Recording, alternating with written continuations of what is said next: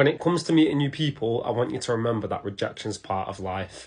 I'll talk more about that at the end of the video, but first I'm going to list the best ways that I think you can meet people. Without a doubt, when you're going somewhere alone, the easiest way to meet people is to stay in hostels. Now, if you're not staying in a hostel, what I would recommend doing is I'd recommend going on a pub crawl where you'll probably meet people who are from hostels.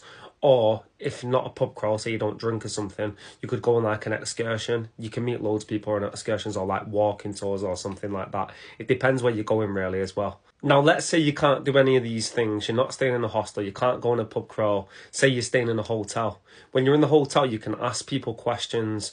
Don't bother people. Don't mind the people. But if it just feels natural to ask someone a question, ask a question. When I was in Mallorca, I asked someone from a hen party about the hotel, and I ended up going on the hen party. So you can meet people, but just know the right vibe. Do you know what I mean? If meeting people in your hotel isn't working at all, I suggest to go to bars. And when you go to a bar, sit at the bar and again ask questions. Just ask somebody something maybe about the bar, or ask what type of drink someone's drinking. And if the vibe feels right, you will naturally get talking to somebody. Finally, if you're in a club or like a bar with loud music and you want to dance or whatever, a good way to get speaking to people that way is if you just like walking past somebody. So if you've got a drink, just give someone like a cheers of your drink, and a lot of the time they will give you the cheers back.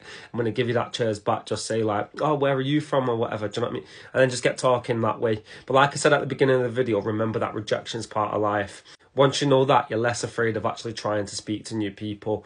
Don't worry if you get rejected by anybody. Just get speaking to somebody else after that. And you always meet somebody in the end. Well, hopefully. I hope you have a top time anyway. Don't forget to follow, guys, if you're not following. Absolutely buzzing.